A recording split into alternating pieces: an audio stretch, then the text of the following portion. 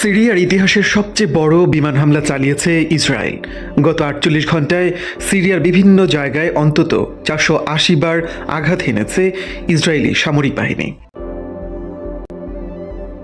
হামলার লক্ষ্যবস্তুগুলোর মধ্যে ছিল অস্ত্রভাণ্ডার, নৌবাহিনীর স্থাপনা, বিমানবন্দর এবং ক্ষেপণাস্ত্র। ইসরায়েলের প্রতিরক্ষা বাহিনী আইডিএফ জানিয়েছে তাদের যুদ্ধজাহাজ আল বাইদা এবং লাতাকিয়া বন্দরে থাকা ১৫টি নৌযান ধ্বংস করেছে।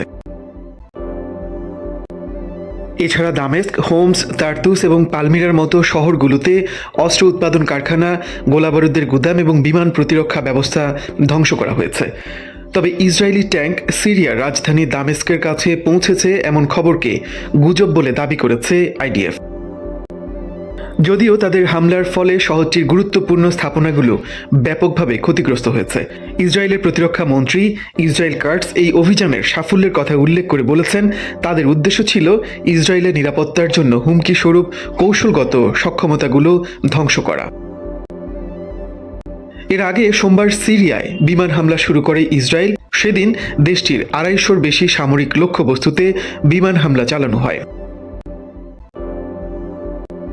সিরিয়ায় গত ২৪ বছর ধরে ক্ষমতায় থাকা প্রেসিডেন্ট বাশার আল আসাদের পতন ও দেশ ছেড়ে রাশিয়ায় পালিয়ে যাওয়ার পর থেকেই হামলা শুরু করে ইসরায়েল। বাশার আল আসাদের সামরিক বাহিনীর ঘাঁটি, কয়েক ডজন যুদ্ধ বিমান, ভূমি থেকে নিক্ষেপযোগ্য ক্ষেপণাস্ত্র ব্যবস্থা, উৎপাদন ক্ষেত্র, ওয়্যারহাউস এবং ভূমি থেকে ভূমিতে নিক্ষেপযোগ্য ক্ষেপণাস্ত্র ইসরায়েলি হামলার লক্ষ্যবস্তু করা হয়। সিরিয়ার গোলান মালভূমিতেও ইসরায়েলের ট্যাঙ্ক অবস্থান নেওয়ার খবর পাওয়া গেছে। গত রোববার বিদ্রোহীদের আক্রমণের মুখে পালিয়ে যান বাশার আল আসাদ। দেশটিতে অন্তর্বর্তীকালীন সরকার গঠনের প্রক্রিয়া চলছে।